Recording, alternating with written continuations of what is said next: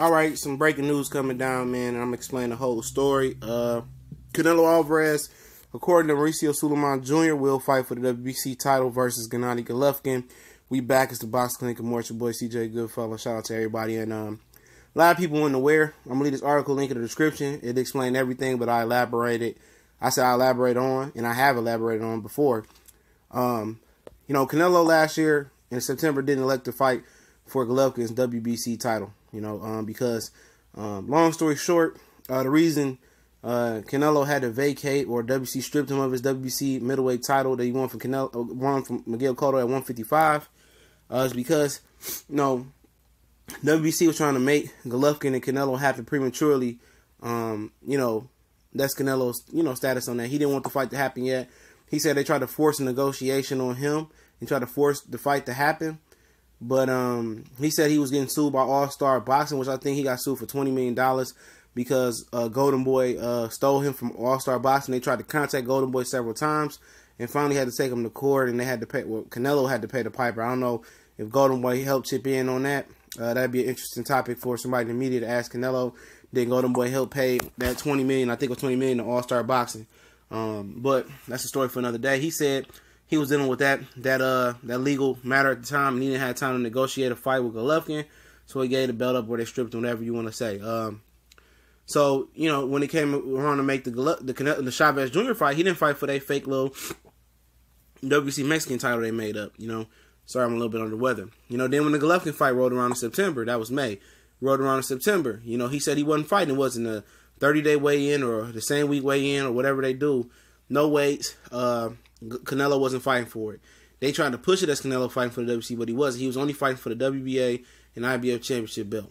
And that's what it was. So Mauricio Sulaiman Jr. said, it was a matter of them just shaking hands and sitting down with Canelo and explaining themselves about what happened and the situation. Seems like they want to kiss Canelo ass now that people feel that Canelo's about to beat the shit out of Gennady Golovkin. Let me say it. I'm gonna keep it raw, real, and uncut. Everybody want to hop on the Canelo train. If you was pro Canelo, WC's done way worse than letting Canelo sit on that belt at 155. And letting him be ready for Gennady Golovkin. But they didn't do that. They wanted to force his hand. They thought he was a punani, and Canelo showed him that he was bigger than the WBC Crooks championship belt. He showed him that. He made his point. Now Mauricio Sulaiman Jr. probably saying, no sanctioning belt fees. You could just have a belt right now, and we can start the fees the next fight. You know what I'm saying? He's kissing this man's ass now, man. Because they see Triple G is 36. This man right here ain't even 30 years old yet. His best days could be ahead of him still. Triple G best days are behind him. And now they want to believe and want to get that 2 or 3% from Canelo Alvarez and get that recognition on the poster and in the arena that they will be fighting for the WBC Crooks championship belt of the world. You know what I mean? And at the end of the day, Mauricio Sulaiman Jr. flinched. He was doing some real crooked hoe ass shit with Canelo Alvarez, and I got to keep it real.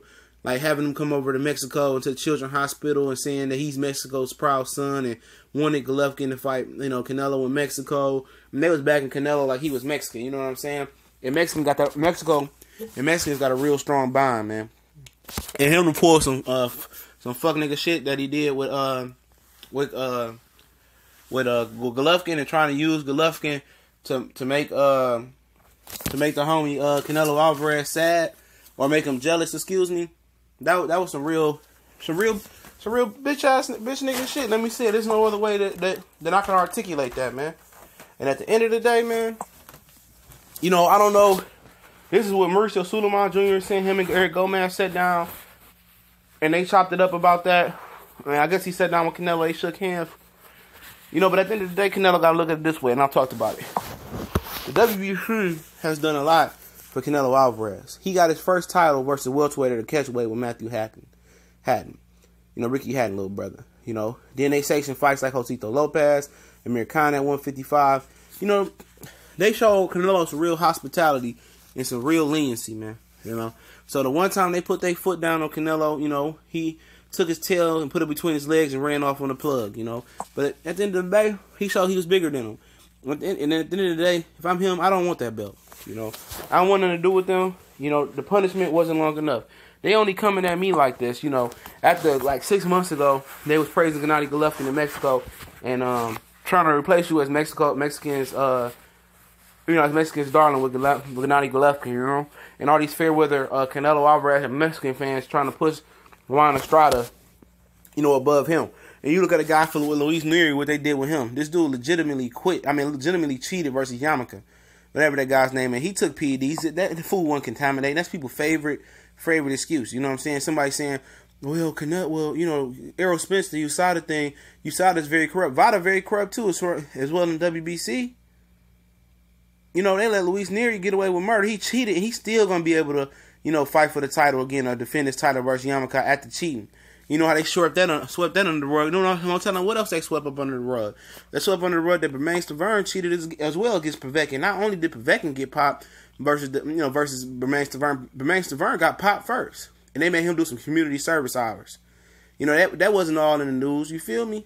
You know, and then Alexander Povetkin paid them what, $250 million, and he back ranked. They corrupt too. So don't try to tell me that VADA and the WBC is this clean organization, this clean partnership. They corrupt as well. You know, you come at the king, you best not miss. Because I read up on this boxing shit. I don't know everything, and I don't pretend to know everything. But when I know what I know, I'm gonna stand on my morals and stand 10 toes down and do my thing. But yeah, man, if I'm Canelo, I ain't giving in to the WBC. I want to see his statement on this, man. See what he's saying on here from the horse's mouth. And if they fighting for the belt, then you know he Charlo food. If and buts about it, Charlo gonna be next if he beat Hugo Centennial Jr. Now, if Hugo Centennial Jr. somehow beats Jamal Charlo, watch how quick Canelo run over there and face that mandatory. You know what I'm saying? At the end of the day, you might get Canelo versus Jamal Charlo and get a box of fans' wish, or you might get, you know, Golovkin vacating the belt and moving up to 168 or doing what he gonna do. It'll be interesting to see how this WBC thing plays out, and we will do more talking about it. I might segue into a Charlo Canelo Alvarez